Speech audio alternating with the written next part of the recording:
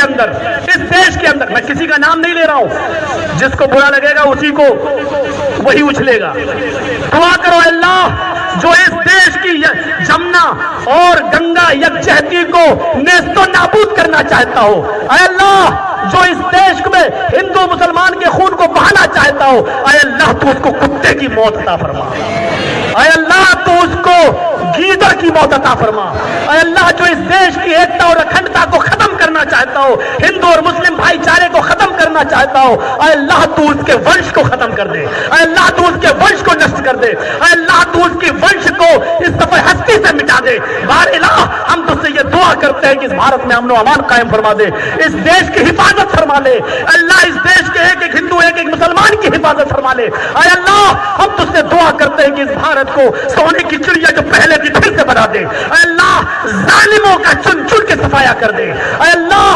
जालिमों को चुन चुन कर तू उनका इंतकाम ले ले। ऐ अल्लाह हम तमाम हिंदू और मुसलमानों को इत्तेफाक और इत्तेहाद के एक प्लेटफार्म पे कायम फरमा दे। ऐ अल्लाह हम सब मुसलमानों को भाई भाई बना दे। ऐ अल्लाह हम सब मुसलमान भाइयों को एक दूसरे के दिल हमदर्द और गमख्वार बना दे, एक दूसरे के दुख और दर्द में बराबर का हिस्सेदार बना दे। ऐ अल्लाह अगर दर्द किसी पड़ोसी का होता हो तो उसको उसका दर्द हमें अपने दिल में महसूस करने वाला बना दे। बारे इलाह जो बीमार है उनको शिफाए कामिला आजिला अता फरमा। ऐ अल्लाह जो हॉस्पिटल्स में एडमिट है उनकी दवाओं में सेहत और तंदुरुस्ती कूट कूट के भर दे।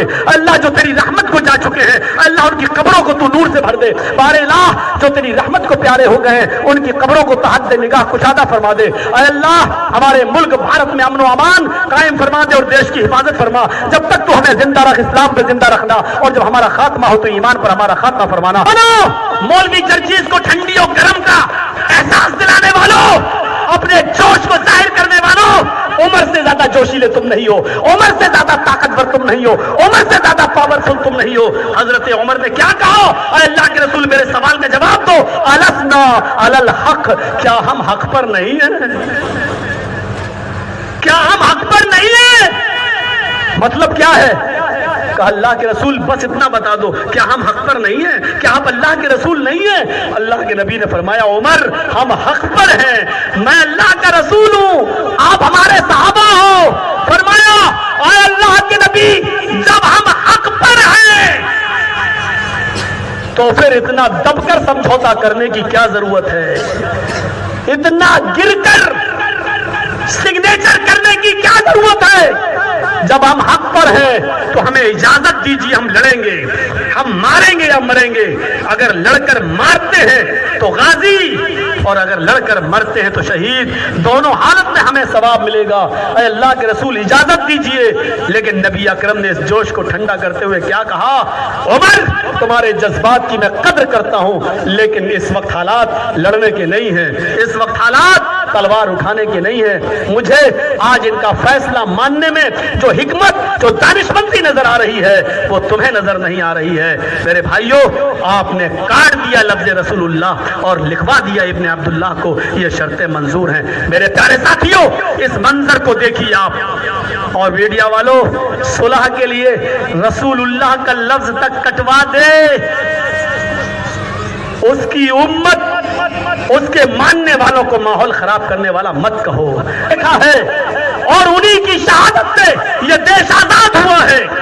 हमारी आवाज वीर अब्दुल हमीद की छाती से टपकने वाला वो खून है जिसका एक एक कतरा हिंदुस्तान जिंदाबाद का नारा आज भी दे रहा और कयामत की सुबह तक देता रहेगा। हमारी आवाज ये है, हमें किसी धर्म विशेष और किसी मुस्लिम नेता से मत जोड़ो। हम पहले भारतीय हैं, हम इस भारत का अटूट अंग हैं। याद रखो अगर भारत में मुसलमान नहीं रहेंगे तो काबे के रब की कसम तुम भी भारत में नहीं रहोगे। तुम्हारे अंदर इतनी हिम्मत थोड़ी है? आज सावरकर के गुलाम और गौडसे के कातिल हमसे पूछ रहे हैं कि देशभक्ति बताओ।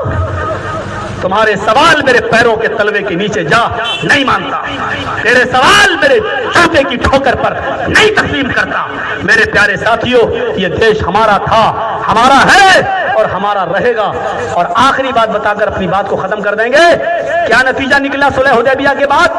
ان ظالمانہ شرطوں کو ماننے کے بعد کیا ہوا؟ آپ کو واپس کر دیا گیا, مکے سے لوگوں کو نکالا گیا. پھر ہوا کیا بعد میں؟ آپ نے کہا تھا نا دانش مندی, کیا ہوا جب مکہ فتح ہوا 10 سال کے بعد؟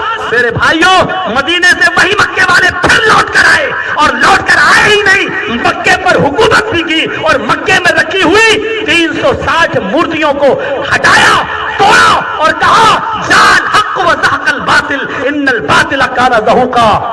مسلمان کبھی کہیں سے بھاگنے والا نہیں ہے. جیسے ہم مکہ چھوڑ کے مدینہ گئے پھر مکے میں آئے, ہمیں بھارت چھوڑ کر جتنی بار بھگاؤ گے ہم اتنے بڑے بے شرم ہیں کہ بار بار بھارت میں آئیں گے. ہماری بے شرمی ابھی آپ نے دیکھی نہیں ہے, اس لیے نہیں کیونکہ ہم تو مر مٹنا جانتے ہیں, اس مٹی کے اندر ہم دفن ہونا بھی جانتے ہیں. کیونکہ ہم سے دیش بھکتی کا سوال مت کرو, تم تو بس گردن ہلاتے ہو. اس دیش کی زمین پر ایک مسلمان 5 مرتبہ اپنا ماتھا اس دیش کی دھرتی پر سجدے میں رکھ کر سبحان ربی الاعلیٰ, اس دھرتی کے خالق کو سب سے بلند مان کر اس دھرتی کی پیشانی کو چومتا ہے, اس سرزمین کے پیشانی کو چومتا ہے. جو ایک دن میں 5 مرتبہ اس دھرتی کی پیشانی کو چومتا ہو, اس سے اس دیش کی مٹی, اس دیش کی دیش بھکتی کا سوال ہم سے مت کرو. کرنا ہو, پوچھنا ہو تو ایڈوانی جی سے پوچھو تم کہاں سے آئے ہو, ان سے سوال کرو کہ تم اپنی ناگرکتا دکھاؤ, تم کہاں سے آئے ہو. ہم سے یہ سوال نہ کرو, انشاءاللہ نہ کرو گے, نہ کر سکتے ہو. ہمیں امید ہے, آؤ ہم سب